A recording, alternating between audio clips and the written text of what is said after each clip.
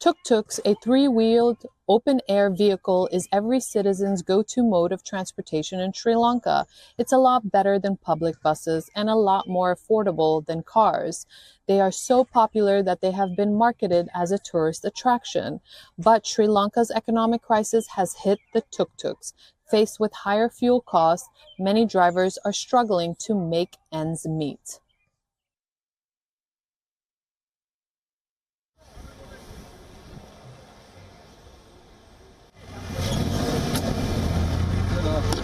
Three wheels and a lot of fun. That's how most people in the West see tuk-tuks. But here in Sri Lanka, they are a lot more. It is every citizen's go-to mode of transport, and you can understand why. They are a lot more comfortable than public buses and a lot cheaper than owning a car. For this reason, Sri Lanka is Tuk-Tuk Island. Hundreds of thousands of these three-wheelers are in operation across the country. Most of the drivers made a decent living, but that was before the economic crisis. Now, tuk-tuk drivers are struggling to make ends meet. They spend most of their time here, in these long fuel queues.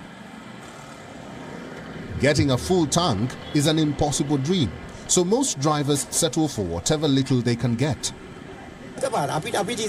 6 months ago, we managed to pump a full tank for 1200, but today it costs us 3800. So whatever we earn is spent on fuel, and we have nothing to take home for our children. We try to eat something as small as a piece of bread and survive for the sake of our children because they are small.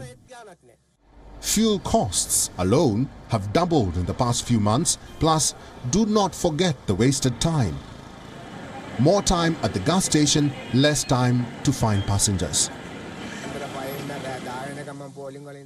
I have been in the queue from 5 a.m. to 10 p.m. once and did not get fuel and went home empty-handed. I couldn't go on hires on that day either. The cost of living is unbearable and our finance installments are in arrears. It is the leaders of this country that brought this country to this state. Some tuk-tuk drivers set out as early as dawn. They find a relatively empty gas station, join the long queue, and if they are lucky, they get some fuel by late morning. Things were not always this bad for the tuk-tuk drivers. Once, it was seen as a steady source of income. But at this rate, this go-to mode of transport's future appears to be very bleak. What once used to be a quick fix and a quick commute for the common man here in Sri Lanka, the average tuk-tuk, is now no longer affordable to many. That's not all. Because of rising fuel costs and spending so much of their days and hours standing in line for fuel, drivers are quite literally living a nightmare trying to earn the bare minimum of hires per day here in Sri Lanka. This is just one such angle of Sri Lanka's worsening economic crisis and its impact on the ordinary and common man. Reporting for WION World is one from Colombo. I'm Dasuni, athouda.